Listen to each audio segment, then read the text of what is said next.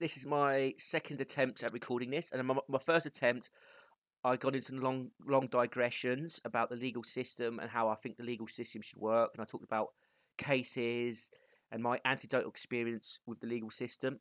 I've decided to save that for another video. It's sort of related to this, but it drags the video out too long. And I just want to focus on the pedo witch hunting and the double standards. And I'm going to look at two cases, and I'm going to try and keep this as brief as possible at the start. I just want to get through the videos. This case takes place in Cheshire, England, on the 14th of July 2020. Karina Smith was a 59-year-old woman who lived in Neston in Cheshire. Neston is a village with a relatively small crime rate, surrounded by countryside and right near the coast. Karina was married to an 81-year-old man named Michael Baines. I tried to look for some pictures of Michael, but as far as I can tell, no pictures exist of him on the internet. So he's 81 years old. She married an older guy for his status. Very typical. Michael was in need of care due to suffering from poor health, and because of their difference in age, Karina was able to become his primary caregiver. The two had one child together, a son named Michael Jr., and Karina had another son and a daughter from a previous relationship. So it's not in the best interests of kids to have these like stepfathers and broken families, jumping from family to family. Kids actually like stability. They want to be around their biological fathers. Okay? And it's women who break up relationships like 90% of the time. So bear that in mind. In the past, when it was easier for women to break up, for men to change, it was in the past men could change their identity and just move, right? Very easily in the past. But fatherlessness was a lot rarer. Fatherlessness became common with no-fault divorce and the family court pushing fathers away. Just pointing it out now. But sadly, in 2007, her son Craig took his own life, aged only 25. Before his death, he had been to prison for attacking a man. Following this attack, Craig became distressed and spoke with his mother. He said that the man he had attacked was a predator, and that a predator had touched him inappropriately in the past. So I'm not going to comment on this one way or the other. I don't. I'll just say when men make claims like this, I'm more likely to believe this because they're less likely to come forward out of shame. He said, "Mum, he's a predator." Karina never asked him any further questions and assumed that with the statement, "he's a predator," Craig was referring to the man he had attacked. Very weird that she didn't ask any further questions. Very weird. Shortly after, Craig took his life. Karina had formed a relationship with Michael when she was in her 20s and he in his 40s, and had brought him into her children's lives. She described the relationship as positive at the start. That was until his age began to become more noticeable. So it was positive when he was providing, he was out working, he had status, she was providing her with a lifestyle that she wanted. But it became shit when she had to take responsibilities and look after him. Yeah? And things started to deteriorate as he aged. But despite this, she still provided Michael with the care he needed. On the 13th of July 2020, people who knew Karina stated that she was acting differently. She was described as angry and very upset. This was because her daughter had opened up about some horrific trauma she and her now deceased brother had both experienced at the hands of their stepfather, Michael.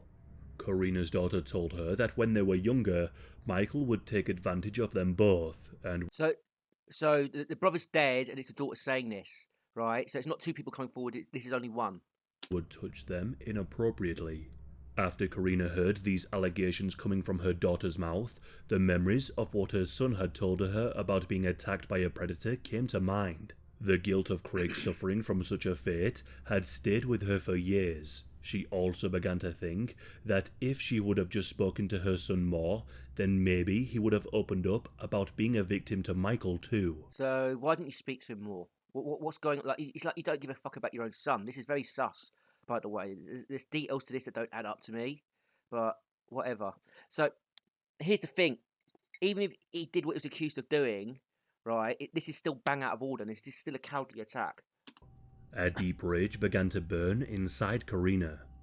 On the 14th of July at around 10 AM, Karina returned to her home that she shared with Michael.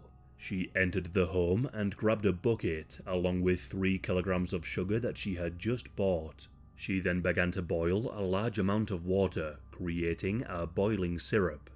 This is what they do in prison, by the way. This is a prison attack. Like, like they get a load of sugar, right, and then they just like boil it up and boom. So this is very nasty. I think she researched how to do it. This is premeditated. Once this concoction was ready and was scalding hot, Karina slowly entered the bedroom that Michael was sleeping in. Michael was fast asleep, totally unaware that 81 years old, totally defenseless. He hasn't had accusations proven in court. It's just an accusation by one girl, right, by the daughter. That's all. his wife was standing over him, holding a bucket filled with boiling sugar. Clouded with rage, So clouded. It's like I think like you could like rage. In my opinion, can be used as mitigation in a way because there's a difference between a premeditated attack done statistically because this is not really rage, this is sadism, right? Because this is planned. Like she didn't lose a temper, like she didn't bring it, she didn't like bring up the accusations, lose a temper, then attack him, and then kill him, committed manslaughter or murdered him by mistake, manslaughter. She planned the attack, she engineered the attack, she created a deadly weapon and used it against a helpless sleeping target.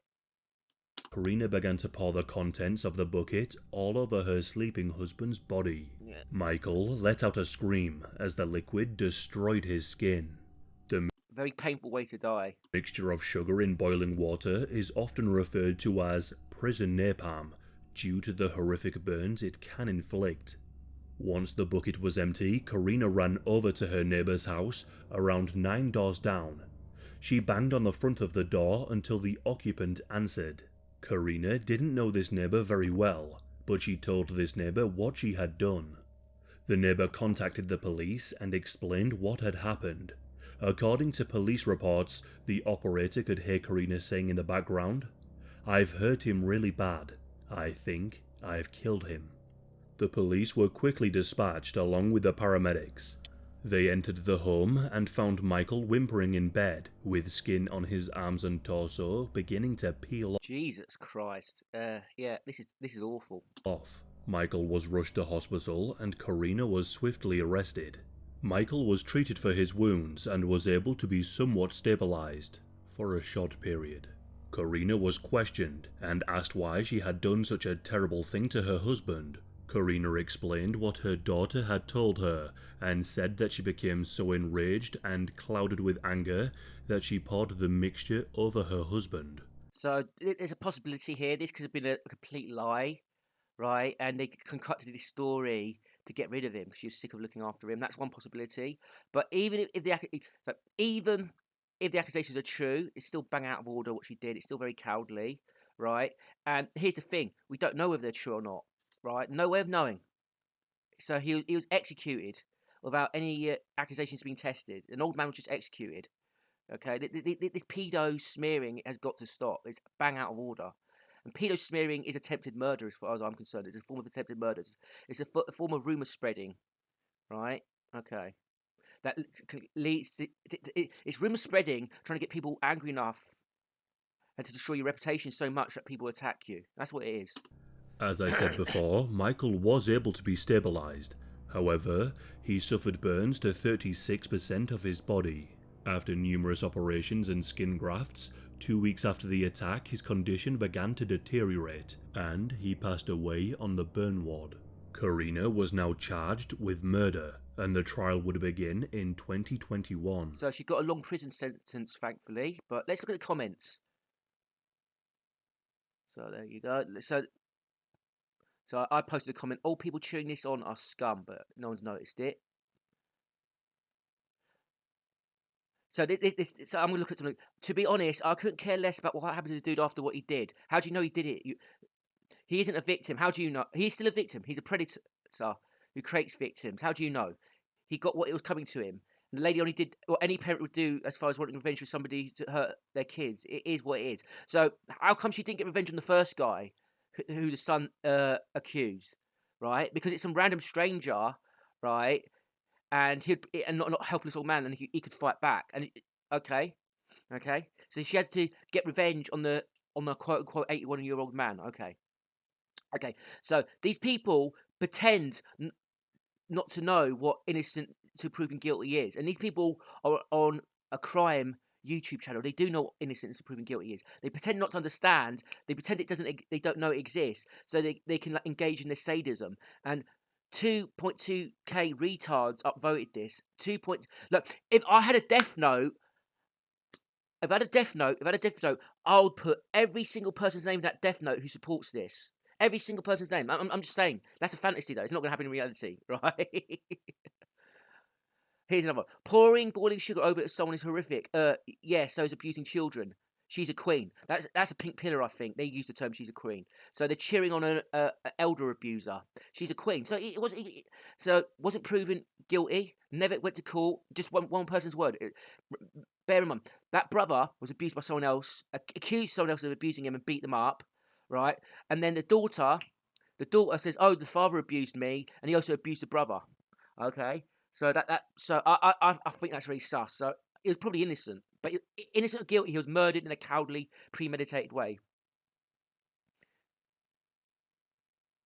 Okay, she's a hero in my book, and this means she chose to do she chose to do the deal. What a great woman. So yeah, abusing an 80-year-old man, 80-year-old man torturing him to death is a great woman.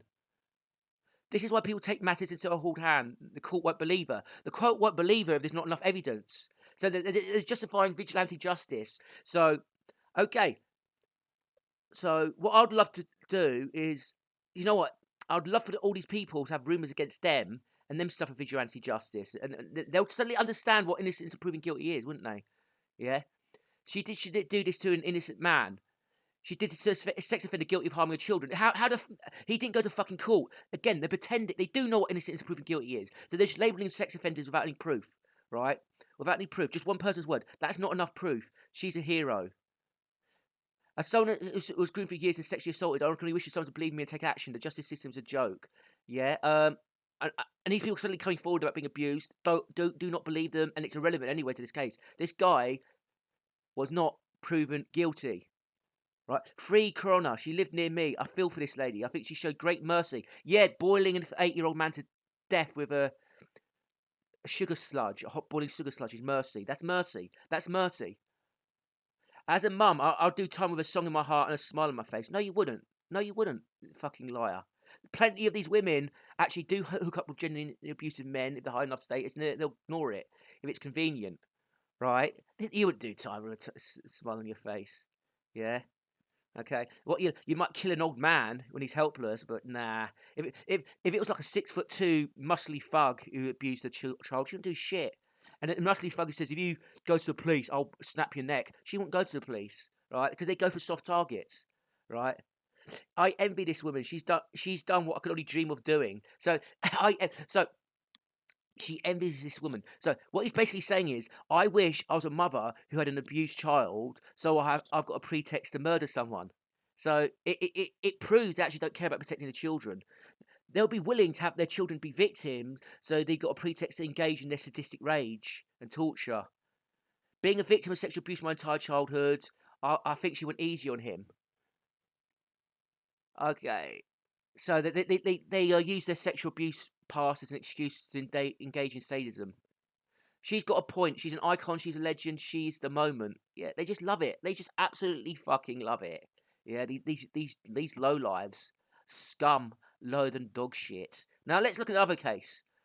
Right, this one is.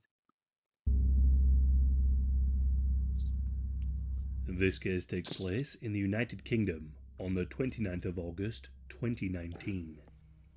Debbie Leach was a 24-year-old woman who lived in Blackpool. Debbie had Down syndrome and suffered with a number of other health issues. Because of this, she was described as vulnerable and was dependent on her mother, Elaine Clark.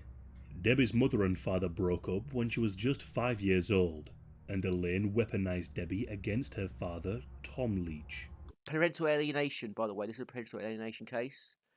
She would make it incredibly hard for Tom to see Debbie. He made attempts to... So, any woman who does this should always automatically lose custody, in my opinion. Full stop. So, but this is more proof that they don't care about the kids. They're willing Parents who parentally alienate are psychopaths who are a danger to their kids. This is more proof that society doesn't care about the children. See his daughter, but Elaine would Oh, this is not a child in this case per se, but this Down syndrome girl was like 21, and she was like a child. She was helpless like a child, right? always find ways to stop it from happening. Visitation would be kept at a minimum. Elaine was Debbie's primary carer. She was registered as her carer and received payments so she would be able to fulfill this role for her daughter. Elaine had 3 other children, all of them with learning and physical difficulties. Jesus, she's got really shitty genetics. Oh, ah, she was probably drinking while she was pregnant. Now, yes, I think she was drinking while she was pregnant. Probably that's too much of a coincidence. Even people with bad genetics are gonna have one good kid, right? Learning disability, and she didn't raise them correctly as well. Like learning disabilities could be environmental. So yeah. So by the way, in the UK, women are allowed to drink while pregnant, and they don't suffer any consequences for it. Period. You can't legally punish them. You can't even sue them if you're the kid. It's reported that the social services were very well aware of the family, due to Elaine's parenting. Those who knew her, even close family, viewed her as a selfish and lazy mother. Elaine and her children moved to Leeds in 2014, and then to Blackpool in 2016. That's the sign of instability, moving about all the time for no real good reason.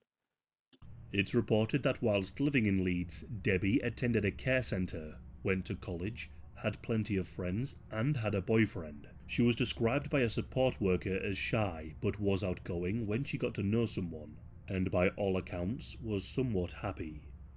When they moved to Blackpool in 2016, Elaine did not allow Debbie to go to a new daycare centre. So this is sadism. So this is typical female social dominance instinct kicking in. This is very high on the spectrum, okay, of female social dominance orientation. So she moved on purpose to disrupt Debbie's friendship networks and support networks. Then she moved, and then she stopped her from going. Okay, this is sadism. This woman should have lost custody a long time ago. And Elaine stopped providing as much care. And all these like black pillars and incel forums saying, and the manosphere people saying that women can sniff out good genetics. The women are the gatekeepers of genes. Yeah, right. Yeah. Okay. I'm just so this is so they use that as a pretext of female social dominance themselves to excuse it. No, no. Female social dominance actually degrades human genetics. As far as I'm concerned, this is proof of it. Despite receiving enhanced benefits for caring for Debbie. In April of 2018, Debbie had a checkup from her GP. The GP became deeply concerned for her well-being when he noticed she had Norwegian scabies, Jesus a condition known to be Christ. associated with neglect. Debbie received treatment and was discharged. A follow-up appointment was required and set up, but Elaine did not bring Debbie in for the follow-up. Because of this, the hospital made a safeguarding referral to adult social services. However, nothing came of this, despite the concerns that Elaine was a neglectful carer before this even occurred. In autumn of 2018, social services began investigating Elaine due to her other daughter and grandson, who lived in her home with her too. So social services in the UK is feminist trained. They're feminists. Okay, so their policy is to never upset the mother. The mother is the most important thing. Female supremacy. The mother's at the centre of everything. Her children are her objects. They're her property. That's in the mind of the feminist social workers. Okay, because they're mothers themselves a lot of time. They're women themselves. So it's mostly women. They've driven men out for the most part. Okay, and it's her property, and she can do with her property what she will. Right, and only in the most extreme, blatant cases will they take kids away from dangerous mothers. The home was found to be an inadequate standard for them to live in. The court documents describe the filthy conditions of the home. Whilst this was being investigated, a file was also opened for Debbie as they found that she was not registered to access a care centre. These care centres provided much relief for Elaine, allowed social services to keep a better eye on her, and would give Debbie a much needed social life. However, Elaine never followed up with the meetings that were set in place. Part of female social dominance orientation, sadism, is to destroy social lives of their victims, children or spouses. See? Women, they're more naturally empathetic, they're the caring gender, they're less narcissistic than men. Yeah, right. There was a reason for this. The neglect had gotten much worse. and Elaine didn't want people to see the deterioration of Debbie. In 2019, family members and friends who visited Elaine's home saw the condition Debbie was in. Debbie had scabs on her body and had lost a considerable amount of weight. So, okay. So I'm going to interject here. So where are the anti-predator vigilantes? Okay. So what they could have done is they could have gone, oh, because it's clear this mother, it gets clearer later on, this mother was trying to kill her of neglect her to death. All right, neglect her to death, and that's what she actually did. So what this family should have done is like boiled up put some water, put some sugar on it, then pour it over the mother, right, to save the child. They could have done it to save the child, right? Right? I'm just saying, because the thing is, they don't want to go to prison. Even if it saved the child, they don't want to go to prison for it. So they're not going to take vigilante justice. So they don't give a fuck about protecting the vulnerable and weak. And it's a woman doing it as well, right? So they'll have less social license to do this, right? In the eyes of society, they wouldn't get cheered on for doing this, right? And they're less inclined to be violent towards women. So I'm being facetious when I say they should have boiled up sugar and poured it over the mother. I'm just making a point. So the point I'm making is they don't give a fuck about the victims. They just it's like a reflex. It's like an instinct. As soon as the man's accused, they talk about cutting off dicks, killing them, torturing them, beating them to death. I hope they get raped in prison. Right, the lowest of the low. They people in the comment section on these videos start ranting and raving. When it's a mother doing it, none of that talk. So it's just a pretext for anti-male sadism. That's all. Debbie was known by those who knew her for her long hair, which she kept in good condition. Those close to her would later describe how she would often brush it to keep it looking perfect. But due to her clearly receiving an inadequate amount of nutrition, her hair was now short, thin, and scraggy. Upon seeing Debbie in such a condition, the family expressed their concerns to Elaine, but these concerns were simply dismissed. Yeah, it's her property. In her eyes, she can do what she wants with her property, right?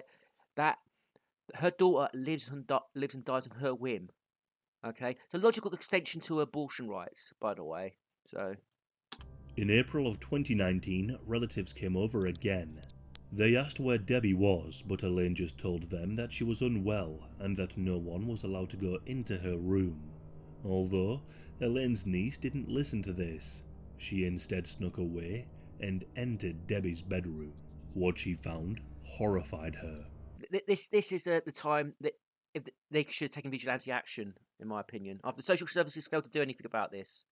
Okay, so what now you don't necessarily have to be violent towards the mother. What you can do is just it's kidnapping. It's kidnapping. They should have snatched the child and refused to return her, and been a civil disobedience, right? To try and bring as much attention as possible. The room was dark, untidy, and had a horrid smell. The niece walked further into the room to find Debbie in bed. She told Debbie to get up and to come downstairs. Debbie was incredibly frail. She was able to get up, but with great difficulty. Debbie struggled to walk as she made her way downstairs to the other relatives. She was crying, her clothing was heavily soiled and appeared to be rotten. Jesus fucking Christ. They should have called the police. Elaine's sister told her that if she did not sort out Debbie's condition within the next 2 weeks, she would report her to the authorities. You should have phoned the police right away, you stupid pillock. Jesus fucking Christ. What fucking enablers. Idiots. It's like, if it was a man doing this, they would have phoned the police right away. They would have understood, right? A father of this pattern of behaviour towards their children would have lost their kids long ago. Right, but they would have made a connection right away. It says, "Yep, this father's a danger to the children," but because it's a mother doing it, they warn her. Okay. Weeks that followed, Elaine assured her sister that Debbie's condition had improved, but this was a lie. In July, a party was held for Elaine's son. Relatives were told that Debbie was in her room and did not want to see anyone. They should have seen that as a red flag. They didn't believe a word of it, and they went to go and see Debbie in her room. As soon as they entered, they were hit by an appalling stench. Plates full of rotten food and dirty nappies surrounded her bed. Her skin was scabby and sore. The family confronted Elaine, but she rejected their concern. The family would later say that they could hear Debbie crying out for her mother, but Elaine didn't go to her. They told Elaine that Debbie would die if she was left in those conditions for It's deliberate murder. much longer. The family contacted social services. A safeguarding alert was It's not social services. This is the police. The police should have been fucking phoned. sent to the family's GP, who visited that very evening. Elaine realized that they had called the authorities, so she quickly got Debbie out of her bed and brought her into the shower. With hot water and She suddenly knows how to take care of a child now, right? Like, oh, I don't know how to clean my child. Oh, suddenly I know how to clean my child. Yeah, it's deliberate, obviously. soap, she began to clean Debbie's skin. Her skin was covered in large sores and rashes. The hot water and soap entering these wounds would have been incredibly painful. Debbie's siblings could hear her screaming in agony. Now clean, she dressed Debbie in oversized clothing to hide her frail frame. She managed to get her looking somewhat presentable before the doctor arrived. There was a knock at the door. Elaine greeted the doctor who came in to check on Debbie's well-being. She told the doctor that Debbie was having some trouble controlling her bowels and bladder, so she had given her nappies to wear. She said that her family had seen Debbie before her nappy had been changed, and that this was the reason for her being dirty. Elaine told the doctor that her family had overreacted and that there was nothing wrong. The doctor noticed some sores and some dry skin, but he did not diagnose scabies at the time. He left, and no further action was What a fucking incompetent doctor. Jesus Christ.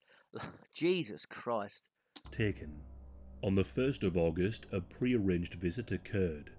Because these visits were pre-arranged, Elaine had time to clean Debbie and tidy her room so the authorities would not suspect I'm sorry, if someone's been starved that much, okay, I think you could, a competent doctor should have something. a thing. Social services noted that Debbie did appear to be unwell, but noted that there were no serious concerns. So she appears to be unwell, but there's no serious concerns. It's a feminist social services. They don't want to be judgmental towards the mother. It wasn't uncommon for Debbie's siblings to hear her crying. They would ask Elaine why their sister was upset, but Elaine just told them that Debbie was attention-seeking and to ignore her.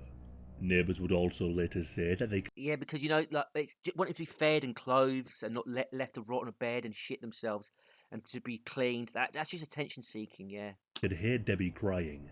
She could be heard shouting, "Mummy, Mummy," in her final days. These neighbours spoke with Elaine, but she just told them that Debbie was ill and to not worry about her cries. It would be on the 29th of August 2019 that Elaine called the emergency services to report that Debbie had been ill for a while and had passed away. A No, she waited. She waited on purpose until she died. This is, as far as I'm concerned, this is murder. medical team was sent to Elaine's home. She told them that Debbie had not been eating or drinking for the last few days, and that she had found her dead in her room. Yeah, I wonder why she wasn't eating or drinking, because you wasn't fucking feeding her, you psychopath bitch. The medical staff began walking up the stairs and entered into Debbie's bedroom. Immediately, they were hit with a foul odour. Debbie was lying on the floor in an unnatural position. Rigor mortis had set in. She was surrounded by her own feces. Maggots were found on the floor and near to Debbie's body, and her clothing was rotten. The medical staff couldn't believe the state Debbie's body was in. It was obvious that she had been neglected to an extreme degree. Debbie's face was covered in so many scabs that she was no longer recognizable. Her once luscious hair was incredibly thin, and large amounts of her skin was missing due to ulceration. The scabies mites had been allowed to breed and multiply, reflecting an infection that had taken some time to develop. The pathologist determined that the cause of death was severe emancipation and neglect with extensive and severe scabies skin infection. It said that her skin looked like raw flesh and was described like something out of a horror movie. Those who conducted the autopsy said that as they cut away her clothing, bits of skin came away with it, as her flesh and clothing had fused together, and mites were found crawling all over her back. According to medical records, Debbie usually weighed around 10 stone, which is 140 pounds or 63 kilograms.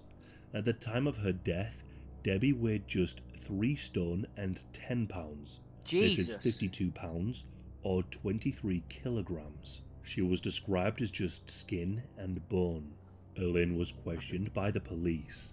She lied and told them that she had done everything she could for Debbie, but that she was ill and was refusing food. So she deliberately starved her to death, and she must have felt like she could get away with it as well.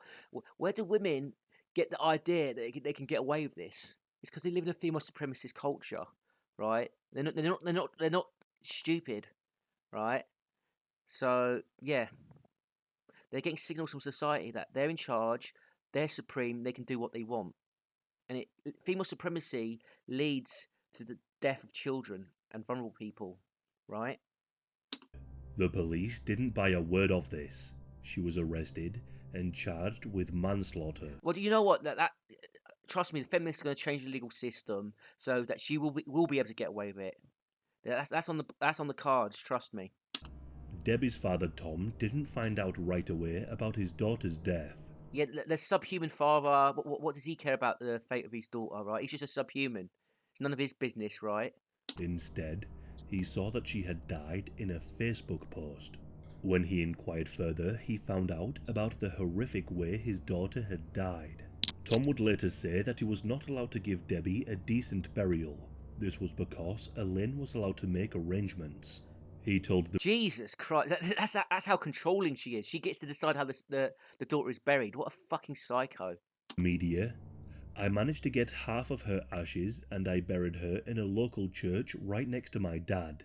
At least I was able to do that for her." Tom went on to say, "Every time she saw me, her face lit up. All I can do now is try to remember the good times, but the good times have been marred forever by what happened." Yeah. Before the trial, So I'm going to say something here. Why aren't the fathers go? Anyone harms my child, I'll kill them. I'll chop them up. But why didn't you take vigilante justice against the mother to save your daughter? Yeah, you just let it happen, didn't you? Yeah. So yeah. Elaine pleaded not guilty and tried to claim that she was innocent. There was overwhelming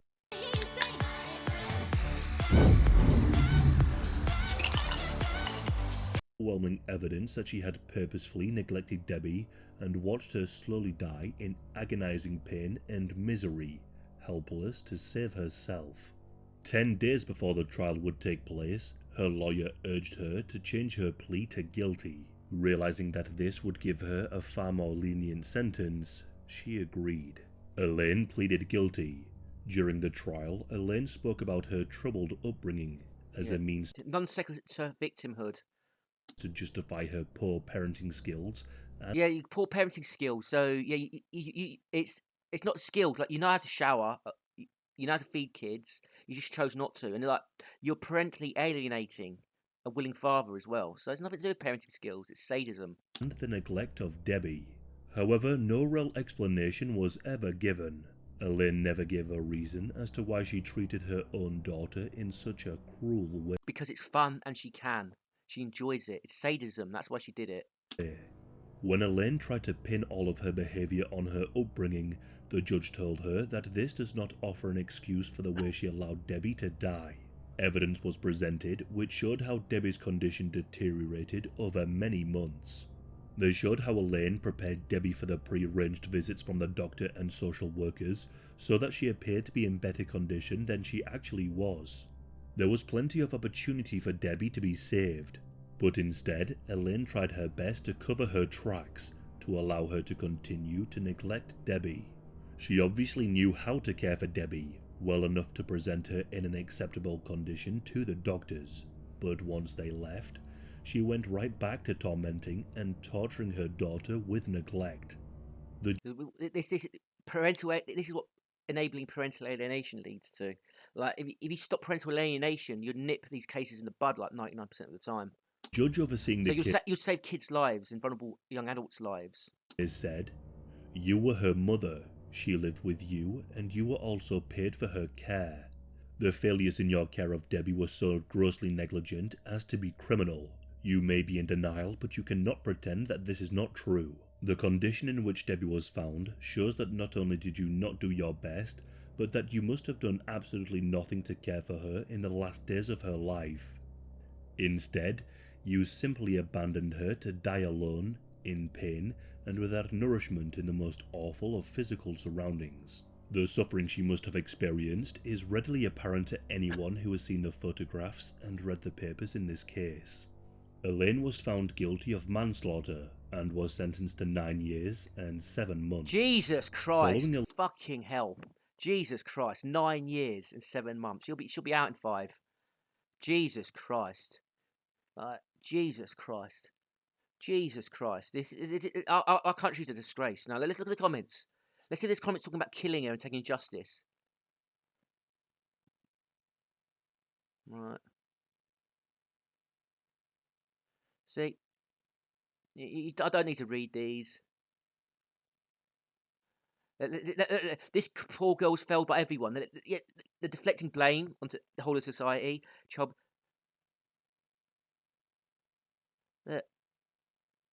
No one wants to take. No one's talk. I didn't find one single comment about them taking justice and taking the law into their own hands or wanting to kill her. Not one single comment.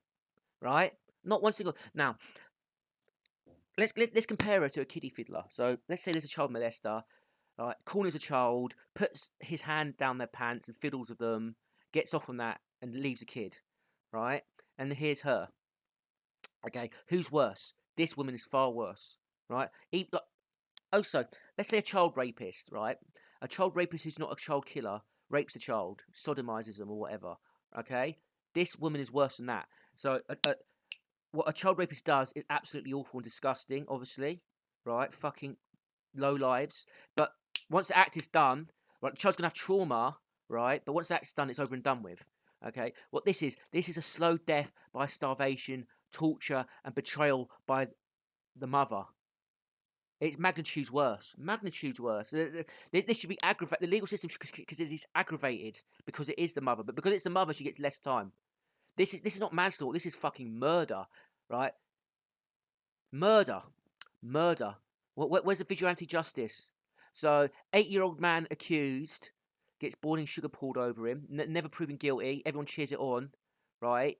Calls a woman a queen, a hero. But this woman, yeah, murders her own daughter in the most gruesome way possible, really, starving them to death, helpless, really aggravated. Double aggravation, family member, someone who's mentally disabled, mentally impaired. Double aggravation. No one talks about taking justice. Where's the vigilantes? Where are they? Where's the vigil? And I promise you, she's not gonna get. She's probably not gonna even get attacked in prison, right? Getting attacked in prison is for the men, right? It's not for the women. This woman's getting out. She's gonna get out really. Yeah, she'll be out. When she gets out, she's not gonna look much different. Wow, this is disgusting. This is disgusting. Fuck this society and fuck people. You know, fuck pedo witch hunters. Yeah, because you're not about protecting the children, are you? Yeah, you're not about protecting the children. You're cowards. You're conformist cowards. The family should have done much more to rescue this girl. They should have done much, much more. Yeah. Oh my god. Oh my god. They social services. This is feminism in action because there are UK sentencing guidelines to give women less time for the same crime as men, and we have a female supremacist attitude where mothers get away with it. This is feminism. This woman is the face of feminism, as far as I'm concerned. All feminists are like that.